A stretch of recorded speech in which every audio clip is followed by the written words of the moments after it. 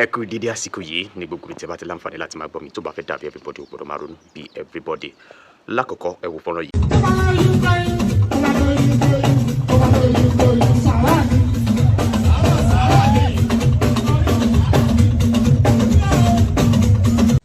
ẹ̀yin ọmọ nàìjà ẹ má ṣe erékéré ní doyún kóyún 2026 wọ́n wá ṣe remix ẹ̀. Womanizing, I see women in large numbers every day. Even if I don't call for it, you definitely they come on your way. Sometimes ẹ jẹ́ ká máa stingy pẹ̀lú womb wa. Let us be stingy with our womb. Kò ṣe gbogbo ìgbà, kò dẹ̀ ṣe gbogbo ọkùnrin tó bá gorí wa náà la gbọ́dọ̀ bímọ fún.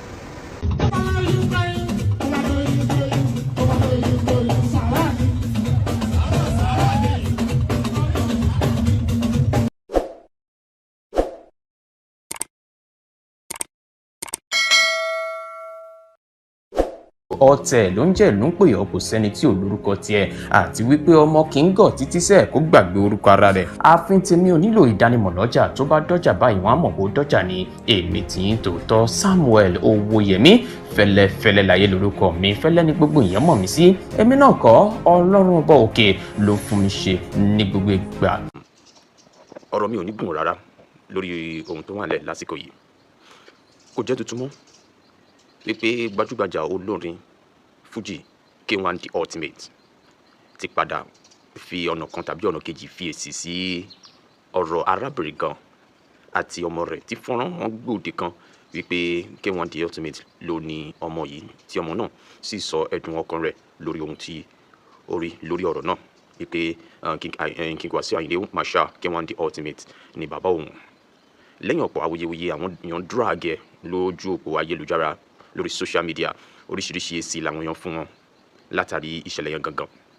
now lẹ́yìn ọ̀rọ̀ yẹn tó bá lóyún kóyún sàárà ni tó bá lóyún kóyún sàárà ni.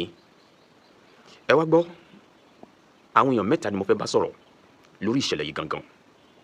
ó ti ṣẹlẹ̀ náà lótìtọ́ ìsì ìyẹn lè má bá àwọn èèyàn kan lára mu ṣùgbọ́n ẹ jẹ́ ká di èyí tó jẹ́ ẹ̀kọ́ nínú ọ̀rọ̀ yìí ẹ jẹ́ ká dì mú. lákọ̀ọ́kọ́ King Dr. Wasiu Ayinde Marshal wọ́n ti mature. mo lè sọ wípé wọ́n ti mọ̀ tún yàtọ̀ sósì. I stand to be corrected. tó bá dé fẹ́ dàbí everybody ò gbọ́dọ̀ máa ronú bí everybody. wọ́n mọ ohun tí wọ́n fẹ́ wọ́n dẹ̀ mọ ohun tí wọ́n fẹ́. lákọ̀ọ́kọ́ kò sẹ́ni tó lè kàn nípa fún King Dr. Wasiu Ayinde Marshal wípé kí wọ́n fi tipátipá gba ọmọ. àwọn ọ̀dọ́ wọn nìkan wà tí wọ́n bá yóò wá mọ̀. ṣe rí ọ̀rọ̀ yìí kì í ṣe ohun tí ẹ lè sọ wípé dandan kó wá sórí social media wípé bóyá tó bá wá sórí social media ó máa mú kẹ́ni yìí ronú pìwàdà wípé yes I confess wípé ọmọ mi ní lóòótọ́.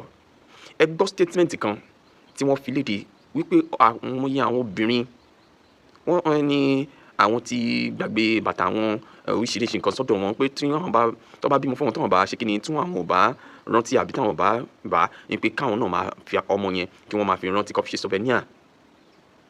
kó tó di wípé ọ̀rọ̀ slang tó bá lóyún kóyún sàárà ni kó tó di wípé ó tún wá délẹ̀ báyìí táwọn èèyàn kan wá fi ń trend. ohun tí àgbẹ̀ rí tó ń sunkún òun làpárò àwọn èèyàn kan rí tó fi ń rẹ́rìn. I stand to be corrected. King Dr. Wasiu Ayinde Marshal ti jẹ́ kí a mọ ibi tí ọ̀rọ̀ fìsí lápò ọ̀dọ̀ tiwọn. ẹ̀yin èèyàn tẹ́ bá wá ń sọ wípé kò tẹ́yìn lọ́rùn tẹ́ bá wá ń pariwo dè ní dọ̀la ohun tí gbajúgbajà olórin Fuji yìí máa ṣe ló máa ṣe èyí tí ò dẹ̀ ṣe ni kò ní ṣe kò sẹ́ni tó fẹ́ mú o. ẹ̀kọ́ fún àwọn ọkùnrin wípé ohun tá a bá ṣe lónìí ọ̀rọ̀ ìtàn ní bódọ̀la. ẹ mọ irúfẹ́ ìgbésẹ̀ tẹ́ máa gbé lásìkò yìí sí gbogbo àwọn ọkùnrin most especially upcoming celebrities àtẹ̀yìn tẹ̀ jẹ́ celebrities náà. àwọn èèyàn kan sọ wípé why now wípé tó bá jẹ́ wípé K1 The Ultimate wọn kì í ṣe gbajúgbajà ènìyàn ni ó ṣeé ṣe kí a má gbọ́ ọ̀rọ̀ yìí lórí social media ṣùgbọ́n torí èèyàn tí wọ́n jẹ́ láwùjọ náà ṣe ń drag wọn. èmi á kọ̀ wá rọ bàbá ni wípé ọ̀rọ̀ náà ó ti délẹ̀ báyìí like bí mo ṣe sọ lẹ́ẹ̀kan wípé àwọn náà ti mọ̀ tún yàtọ̀ sósì. bàbá K1 The Ultimate ẹ ṣe ohun tẹ́ ẹ lè ṣe lórí ọ̀rọ̀ yìí. ẹ gbé ìgbésẹ̀ ọlọ́gbọ́n. Èmi kàn ń rọ̀ yín ni o, mi ò tì yín sí nǹkan tẹ́ ẹ bá ní ṣe o. A kì í rìn kórí má mì. We stand to be corrected. Ṣùgbọ́n mo lérò wípé ẹ lè ṣe jù bẹ́ẹ̀ lọ. Ẹ tẹ̀ ro ti ọmọ yẹn kẹ́kọ̀ọ́ fi àwọn èèyàn ṣáà ní ẹ mọ̀ wọ́n rí tẹ̀dẹ̀ ẹ̀ bù kárí àwọn. Ṣùgbọ́n ẹ kọ̀ wo ti ọmọ yẹn, ẹ kọ̀ ṣe the needful. Ẹ ṣe ohun tí ó tọ́ àti ohun tó yẹ, bó tẹ̀ jẹ́ wípé lápá kan ẹ lè dá mọ́mọ́ tọ́. Ara àwọn ọmọ yìí náà tí wọ́n make ẹ̀, èyí tó jẹ́ olórin, èyí tó jẹ́ barrister, and you are always proud of them and they are proud of you too. So ẹ kọ̀ wo, ẹ kọ̀ dá ọmọ yìí, ẹ dá mọ́mọ́ tọ́. Ẹ gbọ́ bí ìyá ẹ̀ ṣe sọ, bó ṣe rìn, bó ṣe ṣe àlàyé tó fi di wípé ó wá dá lé yín lórí. Ẹ má yẹ kí n pẹ́ lórí ọ̀rọ̀ yìí, ẹ jẹ́ kí n lọ sọ́dọ̀ ẹnì kejì. Ẹ̀yin obìnrin now, ohun tó dé lóní ká wá rí òun. I stand to be corrected. Tó bá fẹ́ dàbí everybody, ọ̀dẹ̀ gbọ́dọ̀ máa ronú bí everybody. Watch your steps. Ẹ mọ irúfẹ́ ìgbésẹ̀ tẹ́ ó máa gbé láwọn àsìkò kan. Èmi ò wá láti wá díẹ̀ bí ẹrù lẹ́nikẹ́ni, ṣùgbọ́n ẹ jẹ́ ká sọ ọ̀rọ̀ síbi tí ọ̀rọ̀ wà. Lótìtọ́ woman yẹn lè ti gbìyànjú lọ́tùn gbìyànjú lósì láti rí pé àwọn yanjú ọ̀rọ̀ yẹn amicably. Ó ṣeéṣe pé gbogbo ọ̀nà tó gbé gbà kò ṣe kíni kò lọ tó, ló fi di wípé ètò ìfọ̀rọ̀wérọ̀ yẹn wáyé tí wọ́n fi tú pẹ́rẹpẹ́rẹ ọ̀rọ̀. Ṣẹ́gbọ́ tó bá lóyún kóyún sàárà ni ọ̀rọ̀ yẹn lásán ó deep ju àlùjọ yẹn lọ. Ọ̀rọ̀ yẹn lásán ó ju wípé kí a kọ̀ fi ojú parẹ́, ó ju wípé kó máa trend lọ gẹ́gẹ́ bó ṣe ń trend lórí social media lásìkò yìí. Ẹni bá ní ọgbọ́n, ẹni bá ní làákàyè ló máa mọ̀ wípé irú yẹn ìkìlọ̀ ńlá ẹ̀kọ́ tó dìrọ̀ mọ́ ni. Tí ìwọ náà bá lọ́wọ́ rìn ní gbèrègbèrè àwọn nǹkan kan tó lè yọrí sí pé ẹni tó bá fọ́ ẹ lójú ò ní gbọ́ oyún, tó bá mọ̀ pé ìlànà yẹn ló ti ń rìn lásìkò yìí, ó dẹ̀ jọ̀wọ́ kó filẹ̀. Àwọn nǹkan kan wà tó jẹ́ pé èní la ti ń pètè ọ̀la sílẹ̀. Àwọn nǹkan kan wà tó jẹ́ pé wà á ti máa rí lásìkò yìí lára ẹni tó sọ pé ó fẹ́ bá rìnrìn àjò yìí, tí ó mọ̀ wípé ó lè má yọrí síbi tó fẹ́, kó o dẹ̀ ṣe kí ni kó o tètè jáwọ́ láti mìíyẹn nítorí ọjọ́ iwájú ìwọ gangan fúnra lára rẹ̀. So ẹ̀yin obìnrin, ohun tẹ́ bá lè rí dìmú nínú ọ̀rọ̀ yìí, ẹ dìmú o. Àníwó tó o bá ti bá rẹ nínú situation báyìí, gbìyànjú kó tẹpá mọ́ iṣẹ́ ọwọ́ rẹ kó lè tọ́ ọmọ yẹn.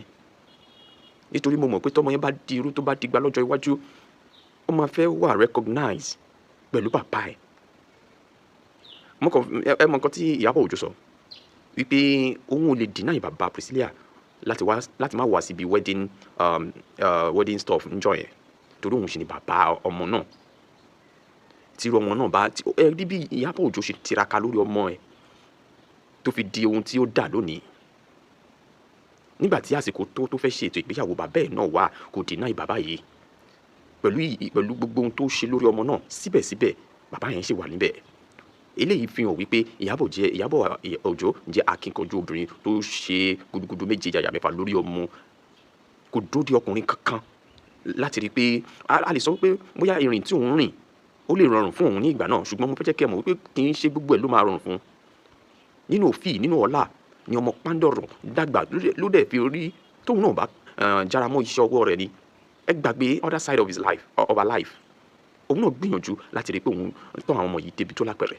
So ẹ̀yin obìnrin bíi single mother náà, bóyá ọkàn yín ti lọ ní àbó ṣe wà láyé, ohun tí mo fẹ́ rọ̀ yín ni pé ọmọ yín ẹ jọ̀ọ́ ẹ tọ́jú àwọn ọmọ yín dáadáa. Ẹ ṣiṣẹ́ ẹ ní kó sọ́wọ́, ṣùgbọ́n ẹ gbìyànjú láti ṣe ohun tó tọ́ àti ohun tó yẹ lórí àwọn ọmọ yín, kí gbogbo àwọn nǹkan báyìí má bàa máa ṣẹlẹ̀ lọ́jọ́ iwájú. Igi súnmọ́gi lọ̀bọ ṣe ń yọ̀. Ẹ̀yin náà ẹ di ẹ̀kọ́ tó, most especially àwọn ladies, àwọn ọ̀dọ́, àwọn èèyàn tí wọ́n ti wà ní ìlànà yìí, ẹ gbìyànjú ẹ mú ẹ̀kọ́ tó yè koro nínú ọ̀rọ̀ tó wà lẹ́yìn. Àròkọ àlùjọ ni wọ́n fi ránṣẹ́ nípasẹ̀ tó bá lóyún kóyún sàárà ni. Àròkọ ńlá ni fún gbogbo àwọn èèyàn tí wọ́n bá mọ̀, tí wọ́n bá láròjinlẹ̀ dáadáa.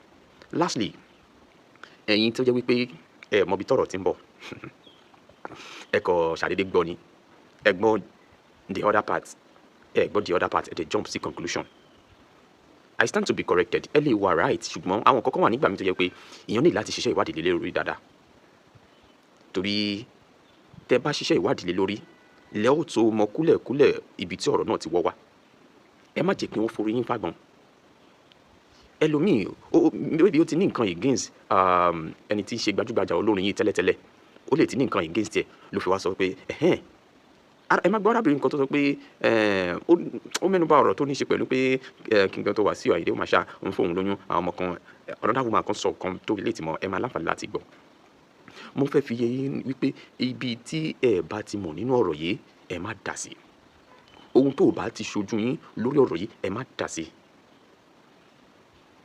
nígbà tí fọ́nrán yẹn kọ́kọ́ jáde oríṣiríṣi àwọn èèyàn ni wọ́n ń sọ̀rọ̀ lọ́tún sọ̀rọ̀ lọ́sì wọ́n pe K1 The Ultimate jáde ní báyìí ṣé ohun tẹ expect ṣé sì tẹ expect ní K1 The Ultimate fún yín báyìí lóòótọ́ ó lè má bá ọ̀pọ̀ àwọn èèyàn lọ bọ̀ síbẹ̀síbẹ̀ èèwọ̀ tó wá dá sí lọ́nà àìtọ́ńkọ́ kí ni èrè rẹ̀ fine ẹ kú ìgbìyànjú ọ̀pọ̀ èèyàn ló fẹ́ jẹ́ kí ìmọ́lẹ̀ tàn sí ọ̀rọ̀ yìí ni wọ́n ṣe ń fi apá kan dá sí ọ̀rọ̀ náà ní báyìí ńkọ́ ṣó ti wá yanjú ibo lọ̀rọ̀ yìí fẹ́ já sí gangan ṣé ká máa retí èsì mìíràn lórí ọ̀rọ̀ arábìnrin àti K1 The Ultimate ẹ má jẹ́ kí n dá yín lágbára oríṣiríṣi àwọn èèyàn sọ̀rọ̀ tó fi mọ́ ẹnìkan tó jẹ́ lára band member K1 The Ultimate ohun tó bí tó bá lóyún kóyún sàárà ni ohun tó bí àlùjọ yẹn àtàwọn kankan tí àwọn èèyàn sọ tó dìrọ̀ mọ́ nǹkan wọ̀nyí tó lè jẹ́ ẹ̀kọ́ ńlá lókun bẹ́ẹ̀ tí mo fẹ́ jẹ́ kẹ́ dì mọ́ ẹ má gbàgbé o tó bá fẹ́ dàbí everybody ó gbọ́dọ̀ bá ronú bí everybody gbogbo ohun tí ẹ bá rí sí ẹ jọ̀ọ́ ẹ bá mi fi ránṣẹ́ sí abẹ́ comment section ó yá o ẹ jẹ́ ká lọ darapọ̀ mọ́ onírú àwọn ènìyàn lórí ọ̀rọ̀ tó wà lẹ́yìn ni. tó bá lóyún kóyún sàárà ni tó bá lóyún kóyún sàárà ni níṣe ni orin yìí ó ń ríǹgì lọ́pọlọ mi látọ̀sán àfi bíi pé nígbà tí Alhaji K1 ń kọ́ lórí stage àfi bíi pé mo wà ń bẹ̀ báyìí a sì jọ ń kọ́ Alhaji K1 tí òun mo létà rí fídíò kan lórí Facebook tí wọ́n ní pé fọ́mọ kan lóyún pé ẹ fẹ́ gbà pé torí ẹ̀ lẹ́ṣẹ̀ orin tẹ́ ẹ kọ tó bá yẹ pé bẹ́ẹ̀ ló ṣe jẹ́ wọ́n ní ni o mi ì sí ń bẹ̀ ṣùgbọ́n tó bá yẹ pé bẹ́ẹ̀ ló ṣe jẹ́ Alhaji ẹ ṣe dá o ó kù yín ó kọ náà ṣùgbọ́n tí kò bá wá jẹ́ torí ẹ̀ tó kọ̀ jẹ́ pé ẹ̀kan mọ́mọ́ fi orin yẹn kàn fi ṣí àwa obìnrin létí ẹ rí sọ o lórí pé ọ̀tọ̀ lójú tèmi fi wo orin tẹ́ ẹ kọ yìí ṣé rí àwa obìnrin sometimes ẹ jẹ́ ká máa stingy pẹ̀lú wúńbù wa let us be stingy with our womb kò ń ṣe gbogbo ìgbà kò dẹ̀ ń ṣe gbogbo ọkùnrin tó bá gorí wa náà la gbọ́dọ̀ bímọ fún ó ṣe gbogbo ọkùnrin tó bá bá wa sùn náà la gbọ́dọ̀ jẹ lọ́mọ àwọn relationship mi wà tó yẹ pé ọmọ ò gbọ́dọ̀ wọ́ tábà ní pé ṣó ṣe ẹ́ rí ó ṣe mí rí o àwọn relationship mi wà tó jẹ́ pé tọ́mọ bá fi lè wọrú ẹ̀ yóò padà máa gbé ìyá àti bàbá ò máa padà gbé ṣépè lọ́jọ́ iwájú kò ń ṣe gbogbo ọkùnrin tó bá bá wa sùn náà la gbọ́dọ̀ sọ pa fẹ́ máa bímọ fún lásìkò yìí àwa obìnrin ó yẹ ká ṣe kíni ká wá ro orí wa ọkùnrin tá máa fẹ́ tí kò ní máa bẹ̀ wípé lágbájá ṣe ètò ṣe ń ta náà tí kò ní tó tiẹ̀ jọmọ kó tiẹ̀ wá bí fún mi mo fẹ́ fẹ́ ní ṣùlọ́kà ni tí kò bá ti jẹ́rú ọkùnrin bẹ́ẹ̀ wàláhì ilẹ̀ ẹ̀sìn kò yẹ kí ọkùnrin wàláhì wọn ò dá láti bí síbẹ̀ wọn ò dá fúnra járaja tí àwọn obìnrin gbọ́dọ̀ ṣe kí ni lọ́tẹ̀ yẹ jẹ́ kí orí wa kó ṣe kí ni kó máa count every seconds ó ń ṣọkùnrin tó máa sọ pé alágbájá mo lóyún tó máa sọ pé wá ń bí ṣé èmi àti àjọláìdéhùn pé àjọláìdéhùn oyún ni wá ń bí ṣe é ṣe èrè nígbà táyìn ṣe tẹ̀ǹdà bẹ́ẹ̀ ńgbà náà ẹ̀ mọ̀gbà náà bẹ́ẹ̀ kó jẹ́ ọkùnrin tó jẹ́ pé tó bá kàn sọ fún pé ó ń ṣe mí bákan máa ní aláyédá lọ ṣe test tó bá jóyún ni inú mi á dùn ó ń ṣe ọkùnrin tó máa ní wà láyé lọ find solutions jàre find solutions wetin ìgbà míì ìṣẹ́rí wúbù wà yìí ẹ jẹ́ ká máa stingy pẹ̀lú ẹ̀ sometimes tá a bá ṣe tán báyìí tí relationship yẹn tó bá padà crash ẹ wà padà máa dúpẹ́ pé Ọlọ́run ló máa ní kí n máa fi oyún ọjọ́ sí sílẹ̀ ẹ̀yin gan máa ṣe kí ni ẹ̀ dẹ̀ máa ṣàdúrà fúnra yín my gender òun mi ti fẹ́ ó ti rẹ̀ mí ní ẹ̀wọ̀n my gender àsìkò ti tó tá a gan gbọ́dọ̀ ṣe kí ni la gbọ́dọ̀ ronú ara kò ń ṣe gbogbo ọkùnrin tó bá gorí wa báyìí òun ni a gbọ́dọ̀ máa ṣe kí ni la gbọ́dọ̀ máa bímọ fún.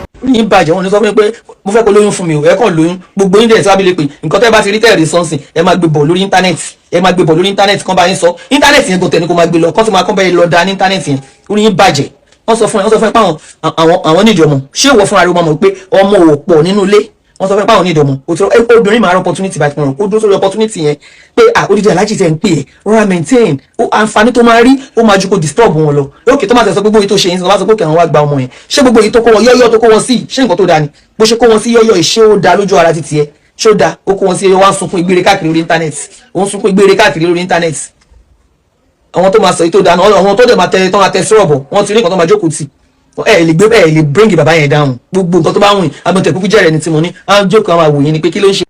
Hello everyone, my name is Olawale Adekoya. and I'm here to address the viral video that has been circulating online for some days now.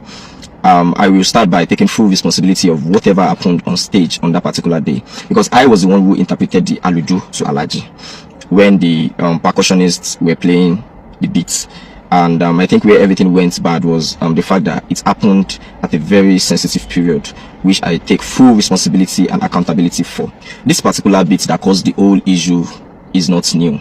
And we've been using this beat for a very long time now, since Mr. Anyokule Anyolowo rejoined the band. He was the one who originated the beat. But as at that time, it had no meaning, it had no interpretation. And it has become one of Alhaji's favorite alujo so far. Like, he's always excited whenever he hears the beat. So fast forward to some months ago, we were at an event. I, Mr. Anyokule, and other band members, we were at the backstage. We were having fun, we were catching crews. So during the playful moments, I told Mr. Anyokule, this alujo, that's a Louis, kini itumo, tiso itumo efunwa.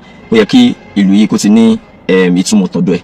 So it was not like ote dabe gubo ala wambi oya ejakawa itumo. So people were like, everybody were bringing up different versions, different slangs to the alujo as at that day.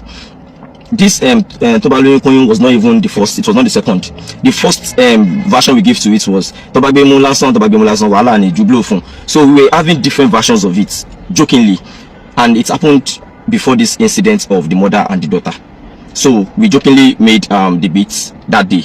So on this particular day that the incident happened, I won't lie to you, honestly speaking, from the beginning of that show, Alhaji was in a very good mood with the band. Everybody, we were happy. He was dashing out money. We were having quiz time. So everybody, we were all excited. That was why you could see how everybody were laughing during that moment, because we were doing everything out of excitement. And it was not intentional. It was a harmless, fun moment for us. So the beat came up again during the exciting moments. So I now told Alhaji that this is the interpretation to that beat now. So out of that excitement, I was really shocked. And to be honest, this is why I'm making this video, because Alhaji knew nothing about this.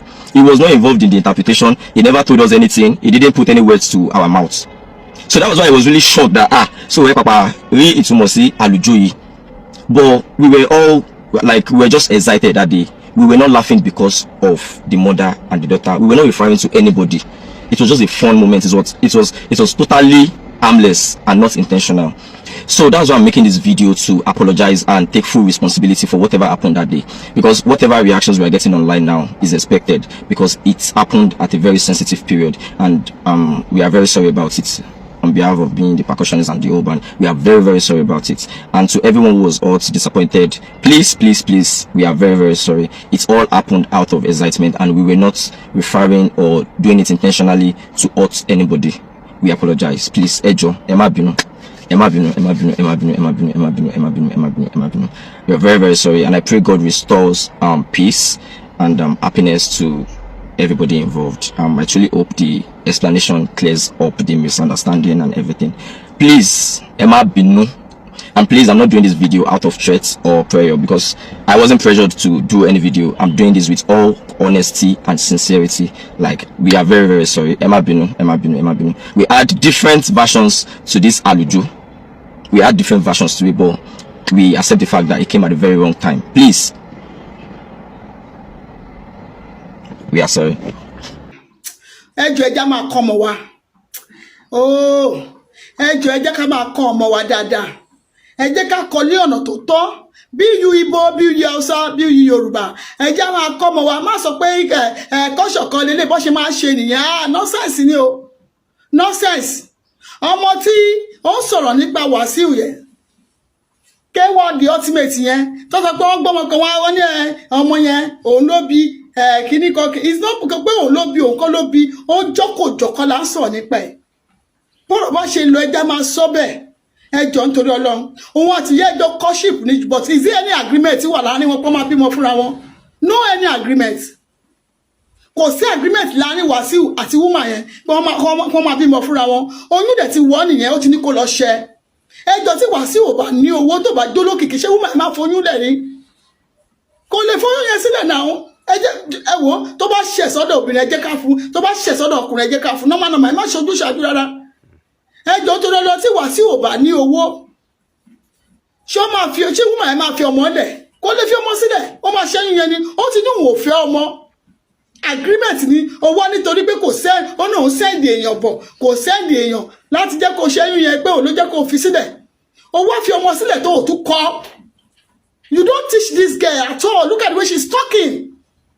Ẹ wo bó ṣe ń sọ̀rọ̀.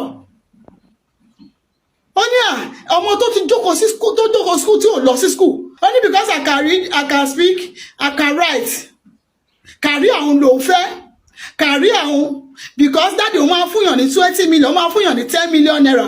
At least my daddy is rich. He's billionaire. Even though it's more than my daddy is very rich. Tó bá rich nǹkan, ṣé òun àti ìyá ẹjọ́ ní agreement ni? Ó sọ̀rọ̀ nípa pé ó ti jókòó school kó lọ sí school. Career at the age of 12 years old. Only career, only owó. That is nonsense. Ẹ jẹ́ máa kọ́ ọmọ wa o. Ṣé bí ọmọ kan lọ́gbé wá fún Wàsíù lórí stage yẹn tí gay actress bí yẹn ẹjọ́ do you ever see that boy to say a single word? Ọmọ yẹn wà humble to the core to the say kò rí everybody dey wú ṣé ọmọ yẹn ò jọ Wàsíù jù gay yẹn lọ ni? Ó jọ Wàsíù jù gay yẹn to my own view. Ó jọ Wàsíù jù gay yẹn lọ. Ó dẹ̀ jókòó sílẹ̀ as a mother. Look at the way your daughter is talking. Tí Wàsíù bá fún yàn ní trillion gan, is it your business? Is it not work for it? Is there any agreement between you and between Wàsíù and your mother? There's no any agreement. Tó bá tiẹ̀ jáde tó sọ pé ẹjọ́ school fees wọn o, òun fẹ́ lọ sí school, òun fẹ́ padà sí school o, mọ́mì òun apá ẹ̀kọ́, mọ́mì òun dẹ̀tọ́ pé òun bí o, she don't even have right to talk. She don't have any single right to talk. Tó bá tiẹ̀ fẹ́ wá sọ̀rọ̀, ọmọdé máa ń sọ̀rọ̀ bí ọmọdé ni. You don't talk like elderly person. This is too bad. Ẹ jẹ́ máa kọ́ ọmọ wa ẹ̀yin òbí o, ó ṣe pàtàkì o. Ó ṣe pàtàkì o. Agreement ò sí láàrin Wàsíù àti woman yẹn. Ọmọ ti wá nìyẹn ìwọ ìyá ló máa pe ọmọ yẹn. Pé ṣé mọ̀ pé dáàdì ẹni kò lọ ṣẹ́yún yẹn. That is why tó fi take care. So the next time I ṣe nísìnyí pé o fẹ́ lọ sí school kí gbogbo èèyàn ràn ẹ́ lọ́wọ́. All those jargons tọmọ yẹn sọ is very bad. To me, she's still a child. She don't need to say all those 12 years. Kó máa sọ̀rọ̀ career. Okay, tó bá kó máa support music ni òun ni kó support music something kó sọ fún àwọn ọmọ Nàìjíríà pé kó support education òun. Education wọn náà mọ ibo like owó not to that extent. That one is too much. To me, it's too much. Ẹjọ́ tọkùnrin bá ti date ẹ jẹ́ ká agreement solid agreement wà. Kí jẹ́ pé kò máa já ọmọ fún wọn unnecessarily ọmọ kí máa já fún wọn agreement ní gbogbo kan ní ayé. Mo fẹ́ fẹ́ mi a máa bímọ fúnra wa méjì ní mẹ́ta ní mẹ́rin àkóso ọmọ láàrin wa jẹ́ máa jẹra wa ọ̀tọ̀ọ̀tọ̀ nìkan. Ó dẹ̀ ti sọ fẹ́ ní o ti ní kó lọ ṣẹ́yún yẹn because kò fún ẹ lówó òfòyún lẹ̀ ò ṣẹ́ ó tún ṣẹ́yún nìyẹn ò tún kọ́ ọmọ. That is nonsense. Mo fẹ́ gbẹ̀yìn òbí o ẹja kọ́ ọmọ wa o ẹja kọ́ ọmọ wa o pẹ̀lú gbogbo kan tó ju actress yẹn rí ẹrọ́mọ ẹ̀kọ́ bọ́ta iṣẹ́ ẹrọ́mọ ẹ̀kọ́ bọ́ta àbí kò mọ̀ pé Wàsíù ni bàbá àwọn ó mọ̀ náà. Ó mọ̀ ṣùgbọ́n ọmọ yẹn mi tí kò tiẹ̀ jáde rí lọ́jọ́ kan kó sọ pé kó tiẹ̀ ké síta pé mọ́mí ò sì kiri kọ́lọ́ tó gbàkóso máa yàn kò fún actress ní april but nobody even know pé ó fún lówó àbí kò fún lówó. Ó dẹ̀ tún mọ́mọ́ yẹn wá fún lórí stage ó dẹ̀ tún gbà nǹkan ẹ̀. Ẹ wo ọmọ ilé ẹ̀wọ́ bẹ́ẹ̀ náà ti pépépépépépépépépé ẹnu ẹ ti sharp jù. Her mouth is too sharp. Ó dẹ̀ gbà tẹ́ ọmọ 20 years bá sọ̀rọ̀. That is very bad. That is very bad. Tí Wàsíù bá tiẹ̀ sì fẹ́ gbaná kò ṣe sáì. Ó yẹ kọ́kọ́ lọ kí ìyá ìkọ́kọ́ lọ kọ́ ọmọ yẹn ná. Ọ̀yá wa jókòó ọmọ wa sọ̀rọ̀. No, it's too bad. Ẹ jẹ́ ká kọ́ ọmọ wa kó lè fún wa ní ìsinmi. Ọlọ́run á ràn wá lọ́wọ́ lórúkọ Jésù. Ẹ̀yin mọ́dà iṣẹ́ kù sí yín lọ́wọ́ o. Iṣẹ́ pọ̀ lọ́wọ́ yín gan lórí ọ̀rọ̀ àwọn ọmọ. Iṣẹ́ pọ̀ lọ́wọ́ yín lórúkọ Jésù àní ṣàṣetì lórí àwọn ọmọ wa. Àmín. Ẹ ṣàánú gbogbo ẹ̀yin tẹ́ bá ní tẹ́lọ́rùn nǹkan tọ́lọ́run bá ṣe fún yín. Kí lọmọbìnrin wa lọ́dọ̀ Wàsíù Àyìndé kí ló dé tó lóyún tí ò sọ fún kí ló dé tí Wàsíù Àyìndé ò recognize ọmọ yẹn nígbà tó lóyún yẹn. Mo mọ̀ pé ẹ̀yin wèrè olórí burúkú obìnrin kan ṣe máa sọ fún mi pé calm down now it can happen to anybody wọ́n tó bá rò pé it can happen to anybody happen sọmọ tiẹ̀ náà tọ́lọ́pọ̀ ọmọ tiẹ̀ dìdìrín àmọ́ lójú kòkòrò tá máa wó lówó káàkiri kẹ́ ẹ bá yàn tó láti ilẹ̀ kẹ́ ẹ wẹ́n tẹ́ máa bá tó láti ilẹ̀ tó máa dọ́nù tán tí ò ní lè fi yín lẹ̀ ọkùnrin tó máa sọ yín di ìyá ẹ̀ ọkùnrin tó máa pọ́n yín lé ọkùnrin tó máa gbé yín ga ọkùnrin tó máa pọ́n yín gẹ̀gẹ̀ irọ́ olówó iná ni bíríkìlà ni igbá kan ni mi ò lè fẹ́ o mi ò lè ṣe gbà mo tiẹ̀ torí kan náà bóyá tẹ bá wò báyìí ó sọ pé òun ò lè má rí oníṣẹ́ ọwọ́ o no. You people will learn in that way. You don't want to appreciate your husband. O fẹ́ kọ̀ọ̀kan lẹ̀ torí kò tira láyé má worry ọmọ sàrà ni o wọ́n ti ní bímọ sàrà nsìn ẹ̀wọ̀n bọ́ yìí orí ìyá yẹn yọ ọ́ tí ò gbójú jáde káàtì ẹ̀ mọ́ ẹni tó bímọ sàrà àná ẹ̀ gbọ́nsẹ̀ mi ìfẹ́ sọ̀rọ̀ lórí ọ̀rọ̀ yẹn lọ too much ọmọkùnrin iṣẹ́ obìnrin náà ráyè yín níta abẹ́ yín ò ṣe control, abẹ́ yín ló ń control ọpọlọ yín ló yẹ kó máa control abẹ́ yín, but ọ̀pọ̀lọpọ̀ obìnrin mi wà tí ẹ pé abẹ́ yín ló ń control ọpọlọ yín. Ẹ mọ̀ bí tẹ́ máa fẹ̀yìn sí, ẹ mọ̀ bí tẹ́ ẹ̀mẹ́ tó yẹ kẹ́ gbábẹ́ fún, ẹ̀mẹ́ tó yẹ kẹ́ jókòó tì, ẹ̀mẹ́ tó yẹ kẹ́ bá rìn. Ọmọ sàárà ni ọ ṣẹláyé yín lóde, especially ẹ̀yin tẹ́ máa ń ṣe ògo promo. Ọkọ yín ò tẹ́ yín lọ́rùn tó, ọkọ yín ò mọ wá náà wá ṣe 2 hours ọmọ ọlọ́mọ tó ti ń ṣe wàhálà káàkiri, kó tún ṣe wàhálà tán kó tún dá dé ìrọ̀lẹ́ kó tún wá ṣe 2 hours. Kò gbé mi débẹ̀ lẹ́ ń wá káàkiri, wọ́n ti gbé yín débẹ̀ báyìí ti bẹ̀ sí bí ọmọ sàárà ni ọ. Ọmọ sàárà ànórí yín á pé mi ò fẹ́ sọ ọ̀rọ̀ jù, God bless you bàbá mi Wasiu Ayinde kì í ṣe 40 yín o. Wọ́n ní ọmọ Nàìjíríà ti sọ tẹ́lẹ̀, ọmọ Nàìjíríà ẹ má ṣe erékeré ní doyún kóyún, oyún kóyún ní ọmọkọ́mọ o, ọmọkọ́mọ ló ní ilé lára. Ẹ ti kọ́ tẹ́lẹ̀ obìnrin tó yẹ ò bá pé ni wọ́n gbàgbé ni. Òré èèyàn ládùúgbò ẹ̀kú fẹ́, òré èèyàn ní kọ́mpáǹdì ẹ̀kú fẹ́, òré èèyàn láàrin gbogbo àwọn adùn ọkà wọ̀nyí tó ń struggle tó ń tì níyàwó ẹ̀kú fẹ́. Wasiu Ayinde ilé aláyé lẹ̀ máa lé kiri. Torí wọ́n sọ fún yín pé joy is coming, mercy is coming to locate you àbí. Bẹ́ẹ̀ náà ni mercy ṣe. You will work for mercy before mercy come, bro. Sister, you will work for mercy before mercy come. You understand? Mercy can come from your hand. Àtẹ́wọ́lábálà. Ìgbìgísẹ̀ oríire wa ní, you people don't know. Ṣé o ti wá di billionaire báyìí, wọ́n wá rán ọmọ yẹn síta kó parọ́ pé Wasiu Ayinde ló bí òun, because wọ́n believe pé tóun bá bó ṣe wà ẹ̀yìn ọmọ yìí ẹ stupid débi pé ẹni tó bá popular yẹn ẹ máa ń believe pé tẹ bá ti há sí lọ́wọ́ ẹ tẹ bá broadcast ẹ maybe àwọn èèyàn máa bá yín dá sí ojú àlè tí ẹ wà lè dàgbẹ́ fẹ́ blackmail ẹ. Àwọn kan tó yẹ pé tẹ́lẹ̀ gan wọ́n ti blackmail ara wọn kẹ́ tó blackmail wọn. Púpọ̀ àwọn tẹ́rí lórí social media wọn ò ní tìjú. Ẹni tẹ́rí tó popular ṣé èèyàn gidi lẹ́rọ̀ kó ń popular, èèyàn gidi lẹ́rọ̀ kó ń lówó lọ́wọ́ ni. Ẹni tí ò bá ní tìjú ló lè ṣoríire nínú ayé. Ẹni tí ò bá ní tìjú tí ò ní tìjú tí ò lójú tó ń tì, àwọn èèyàn náà máa ń ṣoríire nínú ayé, má jẹ́ ń tàn ẹ́. Ìwọ tó bá ń tìjú mi fẹ́ kàn sọ pé àti ṣoríire ẹjọ́ Ọlọ́run kò ṣúọ̀ 10% ní gbàgbé. Àwọn bá yín sọ àwọn tó yẹ tó tẹ́tẹ́ mọ̀ pé Wasiu Ayinde lẹ́fẹ́ blackmail. Ẹ̀yin ladies máa ń fọ́nì gan o, ẹ máa ń fọ́nì gan. Ṣé èèyàn gidi lẹ́rọ̀ kó ń rògbò ẹ̀ lónìí? Bákan náà làwọn wèrè kan náà jáde Agbala Gabriel bá wọn sùn at the end of it kí ni resort yẹ báyìí, èèyàn mélòó ló ti lọ lulẹ̀ torí ariwo wèrè tẹ́ ń pa. Ẹ jẹ́ lọ jókòó ara yín jẹ́ kẹ́ yé fòbò ṣẹ̀sìn káàkiri. A bá sọ fún yín pé kẹ́ yé fòbò ṣẹ̀sìn káàkiri nǹkan tí yóò kí tẹ́ yín lọ́rùn. Odó Wasiu Ayinde dúró ẹ̀ tán sì tó yẹ kó lọ lu flusher. Ojú kan tí bẹ̀rù lóyún kóyún wá bímọ kímọ. Ọmọ sàárà ni o. Èmi ò lẹ́jọ́ tí máa bá yín rò. Bọ̀ bá ṣe bẹ́ẹ̀ ṣe máa túra yín síta nìyẹn. Tẹ́ wàá máa ṣẹlẹ́yà in public. Ẹ máa túra yín síta lẹ́yọ̀ kọ̀ọ̀kan. Ẹ má wọrí. Àwa máa wo fíìmù yẹn bó bá ṣe ń lọ. A máa gbé yín ṣe ẹ̀yẹ̀ṣẹ́ lórí yín ò pé. Máa bọ̀ ń ta. Àwọn wèrè kan ló ti ẹ̀rọ sọ fún mi nígbà kan pé jọ o, ìwọ ló lórúkọ o, ìwọ ló ṣe kinní kan. Bàtọ́ náà bá mi lé kúrò náà yìí mo dúpẹ́ lọ́wọ́ Ọlọ́run pé báwọn àwọn wèrè iṣá ẹ fọ́ ni kọ́lọ́ ń ṣe àánú mi mo dúpẹ́ lọ́wọ́ Ọlọ́run àwa ọlọ́mọ síta àwa òdòbò kóbò débi pé èèyàn kan máa lóyún sàrà yóò wá bímọ sàrà ọmọ sàrà ni orin yẹn dùn bàjẹ́ bàbá ẹ fi sí ọdún máàkì ẹ jẹ́ ká gbé ká bo fún kó lọ fáǹtì wà kí ló kọ́ ló wà wáyé. Ẹ káàárọ̀ ẹ káàsán ẹ káalẹ́ mo kí gbogbo ẹ̀yin olólùfẹ́ mi pápátá ní gbogbo ibi tí wọ́n ti ń gbọ́ mi ojú tẹ́ fi wò mí ò ní fọ́ ọ̀rọ̀ di ọ̀rọ̀ òótọ́ sí ẹ bọ́ sí comment section mi ẹ bẹ̀rẹ̀ sí ń sọ̀rọ̀ ìkan tiẹ̀ sọ pé ó ní tó bá jẹ́ àbúrò mi ni ẹ̀gbọ́n mi ó ní ṣé màá ní kó ṣe oyún yẹn ó ní ṣé bàbá ló yẹ ó ní ṣé ọmọ búmọ̀ ilé ẹ̀ka báwí àbí olóko ńlá Wasiu kó ló gbá lẹ́nu títí ẹ tó fi sọ yẹn ẹ ṣe wà báyàsì náà ẹ̀yin èèyàn ẹ máa wà báyàsì nílé ayé o ẹlòmíì níta ló mọ̀ bóyá Wasiu tiẹ̀ ń bá ilé èso kò sí ọ̀rọ̀ tẹ́ẹ̀ tí sọ̀tọ̀ lórí ọ̀rọ̀ tí mo sọ ládọ̀ yẹn mi ì tí sọ̀rọ̀ sí wúmà yẹn ọmọ ni mo ṣe sọ̀rọ̀ sí pé wò ó ẹwọ ọmọ ẹ̀ bó ṣe ń sọ̀rọ̀ kò ní mánà ṣùgbọ́n mo ṣe wá fẹ́ sọ̀rọ̀ fún wúmà yẹn sìn ṣé mọ̀ pé Wasiu ò tí ì jáde rárá kó sọ̀rọ̀ ṣé rí pé wúmà yẹn fúnra ẹ̀ ló jáde tó sọ̀rọ̀ ó ní Wasiu sọ pé ẹ̀yin èèyàn ẹ wà bàyà sọ tẹ bá gbọ́ nǹkan tí wúmà yẹn sọ ó yẹ kẹ́ ẹ má bẹ bàbá ni ẹni pé bàbá Wasiu tá ń sọ yìí K1 the ultimate ẹ pé bàbá ó ní principle I always value this man 24/7 he's a principle man very only principle to the core lórí stage everywhere kò gba nonsense ọkùnrin tó bá ní principle wọn ẹ lè dá ọmọ wá fún ẹni àkóníkẹ́ ìdẹ̀bílì kò gbà bẹ́ẹ̀ nígbà tí ó ṣe àwọn tó ọmọ bí tí wọ́n lọ ọkùnrin tó bá ní principle wàá fọ́lọ̀ ẹ̀ pẹ̀lú principle ni woman yìí sọ pé ó sọ fóun pé ṣó o mọ̀ pé ilé ti kún òun ò fẹ́ ọmọ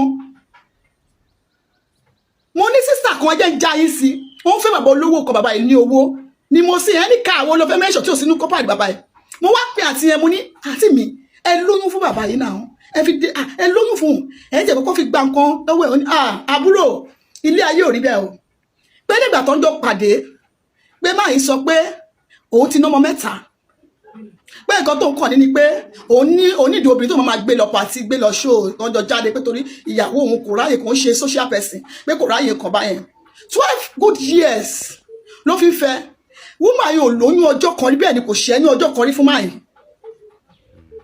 kò lóyún ọjọ́ kan bẹ́ẹ̀ ni kò ṣẹ́ ní ọjọ́ kan wọ́n ní tó bá lọ lóyún fún máyì tí máyì bá lọ kún kọ́ tó kọ wíìlì tí ò forúkọ òun sí kọ́ ó ní ṣé mi ìró débẹ̀ ni ọmọdé ṣì kéré ń gbà yẹn pẹ̀lú kò láì bí máa yẹn ṣe ní owó bó ṣe ń gbé jáde yẹn ó ní parent ń poor ó ní nítorí owó tó ń gbà lọ́wọ́ ẹ̀ ló fi take care parent òun ó ní tó bá wà lọ lóyún fún tó bá kú ńkọ́ wọn á tún kó bùkátà ẹ wo obìnrin bó ṣe reason ó ní wọn á tún kó bùkátà ọmọ yẹn wọn á tún gbé tàwọn parent tó sí owó tó ń jẹ àrò bàtà lẹ́lọ́wọ́ wọn ó ní wọn kì í ṣe nǹkan báyẹn ó ní gbogbo nǹkan agreement ni àwọn kan wá bè lọ́mí pé kí ni ń pè ní agreement nípa ọkọ àti nípa ká obìnrin àtọkùnrin ẹ̀ mọ́ ni nítorí pé ẹ̀kúkú mọ̀ nǹkan tẹ́ ṣe ẹ̀kan ńlá òkú lẹ̀ wọ́n fún yín ni tẹ́ bá mọ nǹkan tó ń pè ní agreement ni ọ̀rọ̀ yẹn mo fi kọ́kọ́ láti kékeré yẹn pé so you have to have a good agreement kẹ́ tó di pé ẹ fẹ́ ok ọkùnrin pàdé ẹ̀sìn o kò ṣàdé là òbò sí ẹ̀dẹ̀ fọ́ra yín o dẹ̀ lóyún fún torí pé ó lówó ẹjọ́ tí wàá sí òbá lówó nǹkan ṣé wọ́n máa ṣé kò ní mọ bó ṣe máa ṣẹ́yún yẹn ẹjọ́ 7 years ló fi kọ́ṣì pẹ̀lú máa yẹn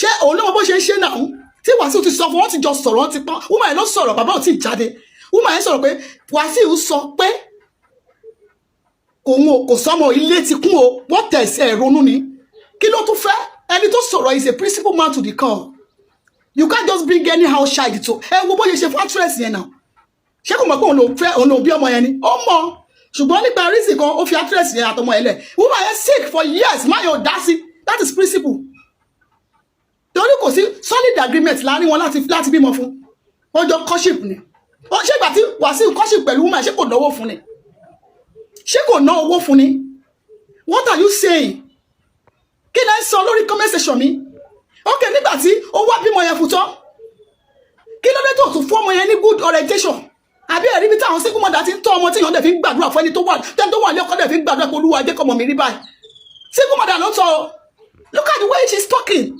ẹ wá ní ọmọ yékeré tó ti mọ̀ pé òun ní function ẹjọ́ ẹjẹ́ máa sọ̀rọ̀ tí mi sí ọ̀rọ̀ bá wà I don't take nonsense on my page please mi ò gba nonsense ní page tí bá bẹ̀rẹ̀ life àwọn kankan ló dá mi dúró fún life yẹn tí bá bẹ̀rẹ̀ life tí ó bá wọ life tó bá sọ̀rọ̀ bí ṣe máa useless ẹ jáde kúrò mbẹ̀ I don't want that ẹ sòótọ́ confam nílé ayé tó bá jọkùnrin ló tì sí ẹ jẹ́ ká sọ tọkùnrin tó bá jẹ́ obìnrin ni ẹ jẹ́ ká ṣe kínní ẹ jẹ́ ká sọ tó bá ń lọ lọ́jọ́ tí wèrè bá fún lóyún ṣé kò ní ṣẹ́yún yẹn ni ẹ̀yin tó bá jẹ́ pé èmi ni mo fẹ́ Wàsíù tí máa ń déètì ẹ̀ ṣé máa ṣẹ́yún fún tí ó bá sí agreement ní náírà mi àti ẹ̀ tó bá sí agreement the only thing tẹ́lẹ̀ kẹ́ máa ṣe ni pé how to plead to that man láti gba oyún ọmọ yẹn kì í ṣe pé it's compulsory for him to collect why tẹ́bí sọ bẹ́ẹ̀ why tẹ́bí sọ pé he have to collect nítorí ọmọ ẹ̀ ní for what bó ṣe DNA test bó jẹ́ ọmọ ẹ̀ ní wọ́n máa yọ òrìn ní ìlànà tó yẹ kó gbọ́ ọmọ ẹ̀ èmi mo sọ bẹ́ẹ̀ fún yín ẹ máa plead sí bàbá ni torí is a principal man you don't talk to principal man anyhow ẹ máa gbani ẹ̀yin lẹ fún lóyún torí Wàsíù nǹkan a máa dógbó a máa dáwò wọ́n ṣokú ẹ̀ fún láti fi tóbìnrin ní náà obìnrin tó bá dẹ̀ kẹnu sí tó bá gbà ìwọ bàbá ìgbé ẹ̀yẹ náà rí olówó ló gbà wọ́n ní lọ́ọ́ ṣe pedicure lé olóṣè máa dicure ṣe bí wọ́n jọ sọ̀rọ̀ ní gbà fún múrí ni gbà fún gbàdà please don't come to my comment section and talk rubbish torí màá block wẹ́ I don't want to know anybody if you come to my comment section tó bá sọ̀rọ̀ buy your own data buy your own phone and be talking I don't take shit on my comment section ọlọ́run wà lọ́wọ́ lórúkọ Jésù ní ṣiṣẹ́ o ẹjọ́ ẹjẹ́ máa kọ́ra wa ẹ̀yin obìnrin ẹjẹ́ tẹ̀ máa kọ́ra wa ẹjẹ́ máa kọ́ra wa tí bá pàdé ọkùnrin ẹ ní solid agreement wà láàrin ọkùnrin àtobìnrin náà ṣé ẹ̀rù bí kò sí ni ó sì ó wà bí agreement ilé ṣe wà agreement wà láàrin ọkùnrin àtobìnrin ẹ lóòdì mo fẹ́ fi ẹ ṣàyà àmì ò tí rẹ́dí o àmọ́ ti rẹ́dí o ṣé bá Wàsíù fọ́ọ̀sì ẹ̀dọ́ fún 7 years ni ṣó rèpù ẹ̀mí ṣó fọ́ọ̀sì ẹ̀bá sùn ní kí lẹ́ sọ bẹ́ẹ̀ wọ́n jọ gbádùn ara wọn ni Wàsíù sanwó ẹ̀ pàṣẹ òun náà gbé fún lẹ́sẹ̀kẹsẹ̀ ẹ wá nítorí pé ó rí wúmà ẹ bẹ́ẹ̀ ṣó rèdì ni àbí ó játọ́ ẹjọ́ nítorí Ọlọ́run ẹ̀yin obìnrin tó bá pè máa wise kẹ́ máa wólówó kiri tẹ́ máa gbọ́mọ fún tẹ́ máa ti ọmọ fún Ọ̀yọ́ lẹ́wà ẹ̀yin àti ọmọ yín lẹ́jọ́ máa kóra lẹ́jọ́ máa tọ́ra yín bẹ́ẹ̀ ni ẹjọ́ wà agreement ni aláṣẹ́wọ́ mi náà gbóyún wá á ní olówó bá ọ̀sùn lóyún iṣẹ́ aláṣẹ́wọ́ máa lóyún ni oríṣiríṣi láti ẹ̀ máa rí Ọlọ́run ràn wá lọ́wọ́ lórúkọ Jésù God will help us ẹjọ́ nítorí Ọlọ́run please ẹjá mọ̀ nǹkan tá a ṣe ẹ̀yin obìnrin anọ́pọlọ àní brain ẹ má jẹ́ ká tara wa lọ́pọ̀ torí ẹ̀dá tó bá tara ẹ̀ lọ́pọ̀ kò lè ríra ẹ̀yìn lọ́wọ́ àní ṣiṣẹ́ lórúkọ Jésù ojú òní tiwa àmín.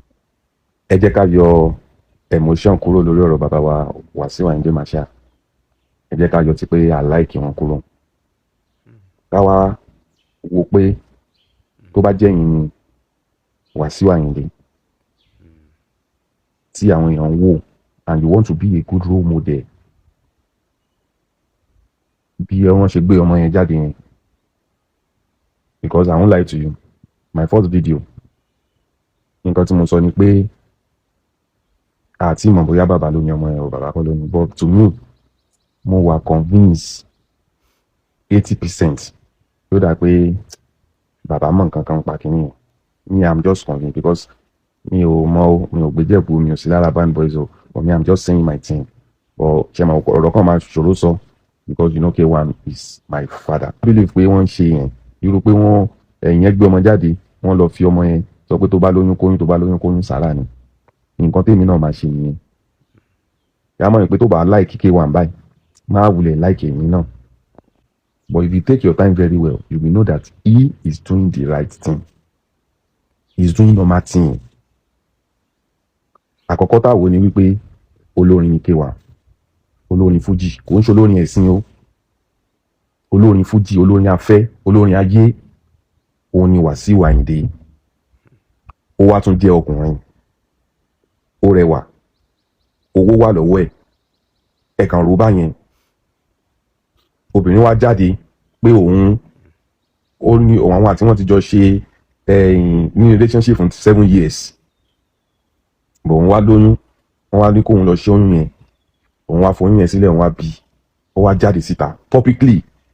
Tó bá jẹ́ mi ni Wasiu Ayinde nǹkan tó ń ṣe lórí stage yẹn òun lèmi náà máa ṣe. Eléré ni now, is an entertainer, and that is the reason why tí woman yẹn náà ṣe lè jáde online, because there are a lot of women tó jẹ́ pé àwọn náà pass through nǹkan báyẹn, but torí pé ọkọ tí wọn ò lórúkọ wọn lè wá sí online kan wá sọ. So if that woman can come online to come and say that, Wasiu Ayinde too, nobody should blame him pé ó kọrin wípé tó bá lóyún kóyún, tó bá lóyún kóyún, tó bá lóyún kóyún sàrà ni. Nobody. This Wasiu Ayinde yìí ló kọ ọmọ Naija ẹ má ṣe erékeré ní doyún kóyún, oyún kóyún ní ọmọkọ́mọ ní ilé. This same Wasiu Ayinde ló kọ. Now this same Wasiu Ayinde ni gbogbo wa mọ̀ wípé rẹ́kọ̀dù kan obìnrin kan ni. Ẹ wá imagine pé gbogbo àwọn tí Wasiu Ayinde ti ń bá ṣe bọ̀ pátápátá, gbogbo àwọn tí wọkùnrin tí wọn náà ń wò mí yìí tó ń bú Wasiu Ayinde, gbogbo àwọn tó ń bá ṣe bọ̀ pátápátá, ẹ̀yin obìnrin tẹ́ ń wò mí yìí náà tẹ́ jẹ́ ìyálé ilé, tẹ́ lọ́kọ, tẹ́ wá ní pé gbogbo àwọn tí ọkọ yín náà tó ń bá ṣe bọ̀ pátápátá kí gbogbo wọn náà wá dúró lórí páwọn lóyún fọ́kọ yín, wọ́n wá ń gbọ́ ọmọ bọ̀. How will you judge it? Jẹ́ mú lórí ìwà àtìyàwó ilé. Imagine pé wọ ni obì gbogbo àwọn tí ọkọ ẹ ti ń bá ṣe, torí gbogbo ọkùnrin ló ń ṣe ṣìnà. Èyí tí ò ṣe ṣìnà nù wa ẹ̀ tí ì ka ni. Bọ́kùnrin dẹ̀ ṣe ń ṣe ṣìnà yẹn, ìyẹn mí pẹ́yìn obìnrin náà oníṣìnà ni yín. Orí ta bá béèrè lọ́wọ́ yín sí pé nínú ọkùnrin àti obìnrin ta ló ń ṣe ṣìnà jù, ta ló ń ṣàgbèrè jù, ẹ lọ́kùnrin ló ń ṣe ṣìnà jù. Ta lọ́kùnrin yẹn wá ń bá ṣe ṣìnà, ṣé bẹ́yìn náà ni? So gbogbo àwọn obìnrin tí ó wá lọ Kàlábá, ó lọ kinní kan, ó lọ gbà kan wà àtàwọn ọ̀rẹ́ wà, wọ́n kàn jọ gbé fún ẹ kí gbogbo wọn wá decide pé àwọn fẹ́ foyún sílẹ̀. And gbogbo yín bí tẹ́ ti máa ń ṣe mistake ní pé rò pé oyún náà fi máa ń di ọkùnrin mọ́lẹ̀.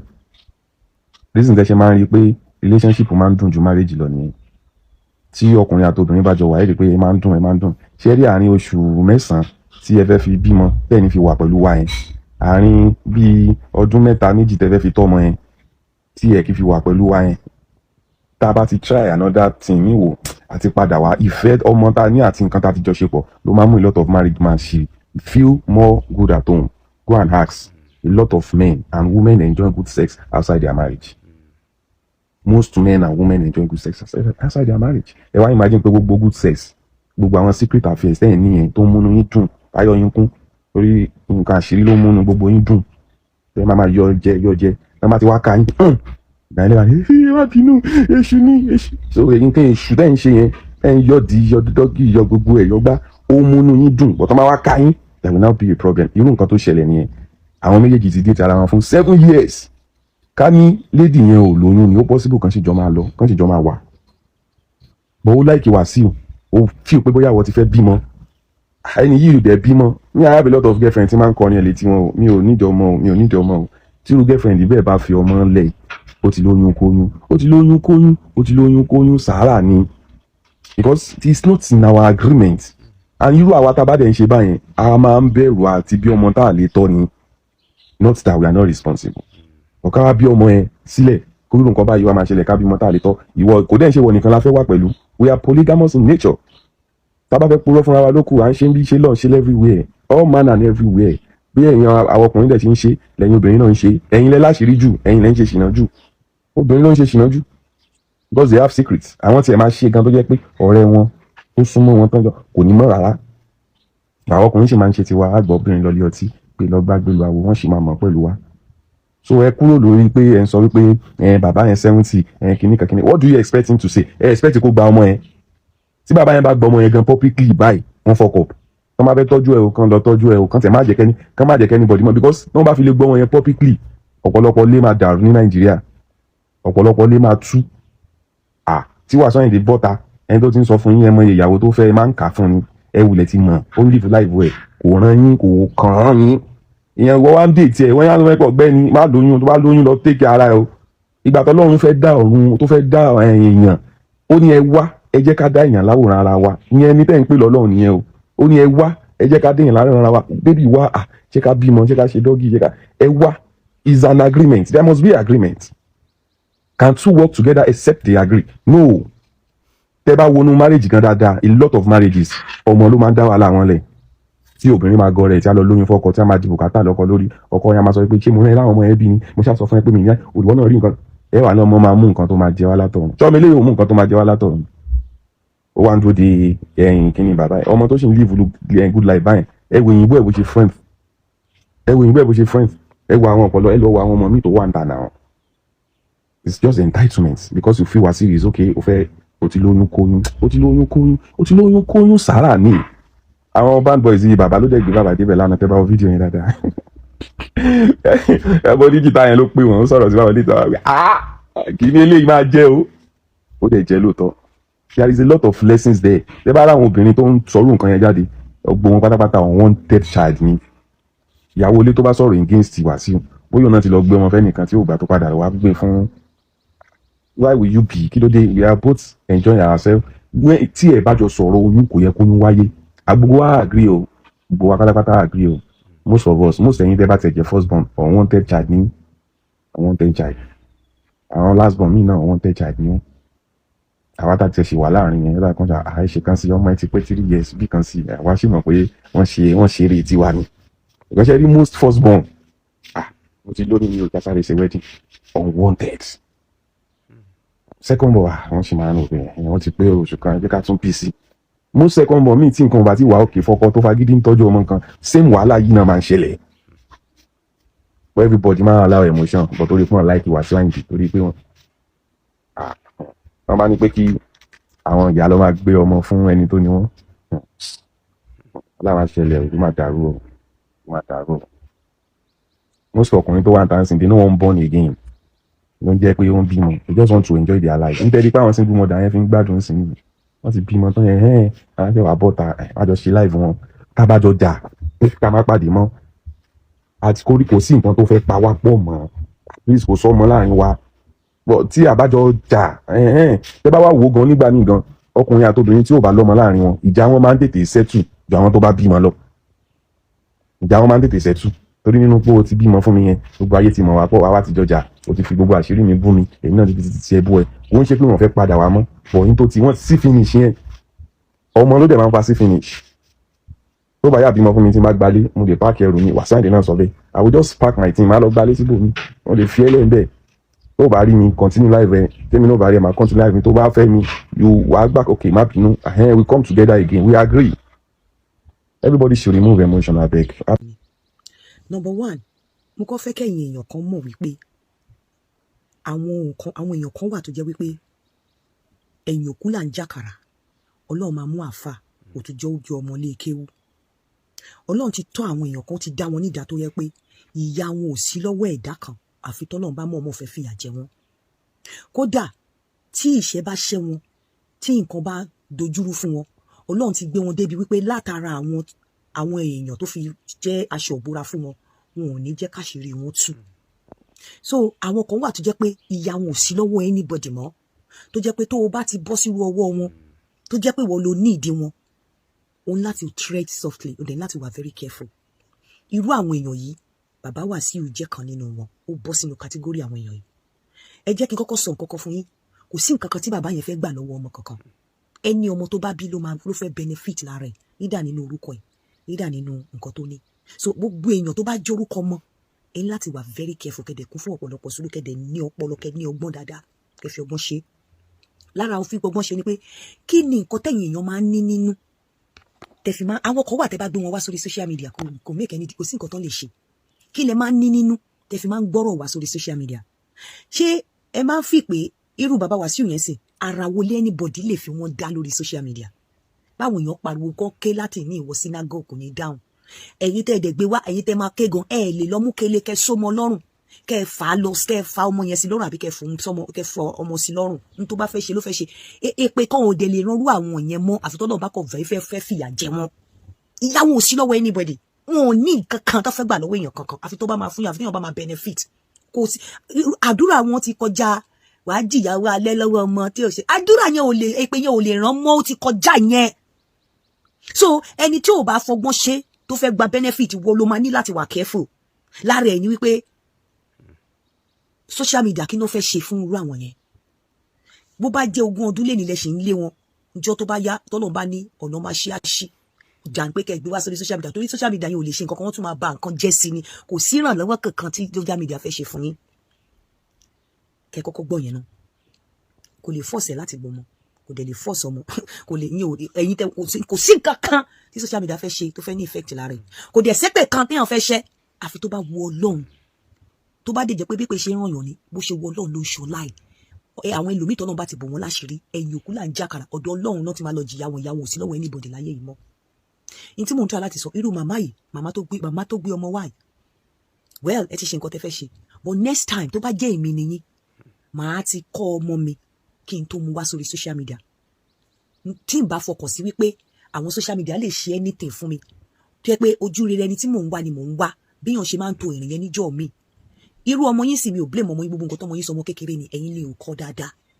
irú ọmọ yẹn tó bá jẹ́ mi ni mi ì tiẹ̀ ní jẹ́ kó wá sọ pé billionaire ni bàbá mi trillionaire ni bàbá mi torí pé lọ́dọ̀ ẹni tó nílàákàyè wọ́n lè máa rò wípé ṣé nítorí bàbá ẹ̀ jẹ́ trillionaire billionaire ló ṣe wà bí ìfẹ́ ló ń wá ṣé tó bá ń ti ọmọ láńké ṣé wàá lè bọ́ síta wàá sọ bẹ́ẹ̀ orúkọ yẹn lásán tó bá jẹ́ mi ni orúkọ yẹn lásán ni máa ní kọ́ mi bẹ́yìn ti ṣe pé orúkọ yẹn tẹ́ ẹ ti sọ wípé òun lẹ bímọ fún tó bá jẹ́ mi ni mo ti ṣínà fọmọ yẹn nǹkan tọmọ yẹn máa tẹnu mọ́ tó lè jẹ́ wípé bí bàbá Wàsíù bá jorí ahun tó dẹ̀ mọ̀ pé òun ló ń bí ọmọ yẹn á wá ọmọ yẹn rí bí ò bá tiẹ̀ wá rí àwọn èèyàn tó súnmọ́ ní ọ̀gá ẹni tó wá tiẹ̀ pàwọ́ wà ń gbé ọmọ tó ò bí lakan tí ò bá wá bí síbí wàá ṣàṣàmì ó yá ṣàmì irú nǹkan tẹ́ lè ṣe ń jọ́ mi rè fún ẹ̀yin obìnrin míì ọgbọ́n tẹ́ lè dáre irú bí màmá yẹn ṣe ti bọ́ta tó ti sọ̀rọ̀ ọmọ yẹn tó bá máa bọ́ta ọmọ yẹn lóhùn kọrin tó bá jẹ́ mi ni ọmọ yẹn kọ́ tí máa sọ ní pé ọmọ yẹn kéré bọ̀ tó bá pè mí nìyí ọmọ yẹn kọ́ tí máa sọ ní pé wá tó bá ti bọ́ta pé Davido Burna Boy Wizkid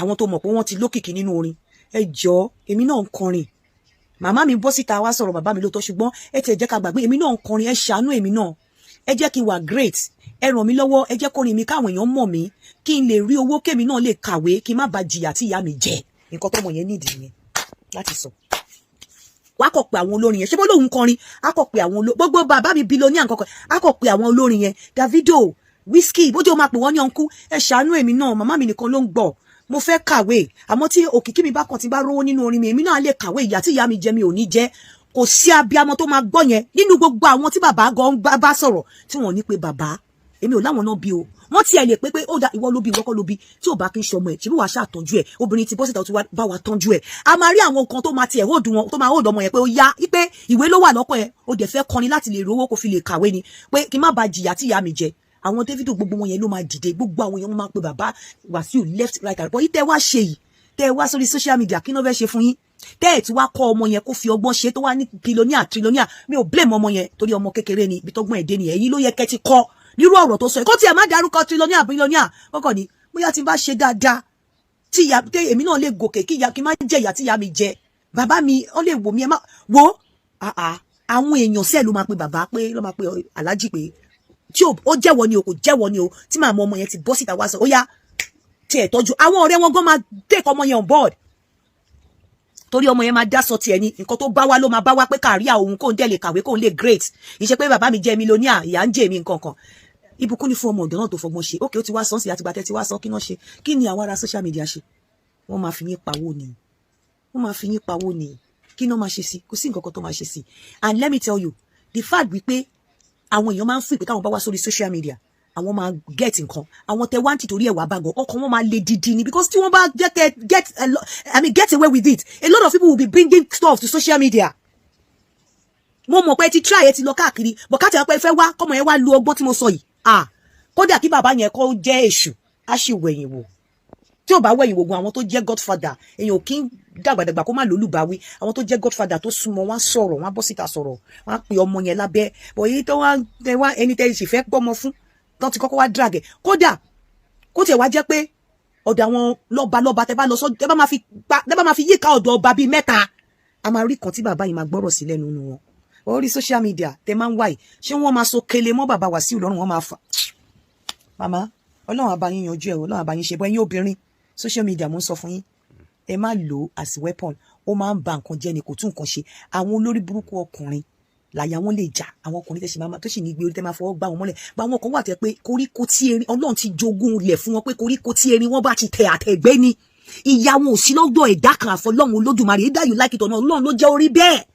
irú àwọn èèyàn yẹn kí ni social media fẹ́ ṣe fún wọn àwọn kan kí ni Wàsíù fẹ́ gbà lọ́wọ́ ọmọ kọ̀ọ̀kan I keep saying it kò sí ìtò máa jẹ́ dọ́jọ́ kú ó ti ṣe sílẹ̀ Ọlọ́run má jẹ́ ká àpadà sí burúkú kan kí gbogbo property ẹ̀ tán àwọn èèyàn kan gan bó ṣe ló bà ó da kò da tó yìí àwọn èèyàn kan ò ní jẹ́ káṣírí ẹ̀tú tó máa fi tẹ́rí gbaṣọ so irú àwọn èèyàn bẹ́ẹ̀ yẹn social media ò ní anything tó fẹ́ ṣe fún ojú kó máa bá kéèsì yín jẹ lọ ẹ káàárọ̀.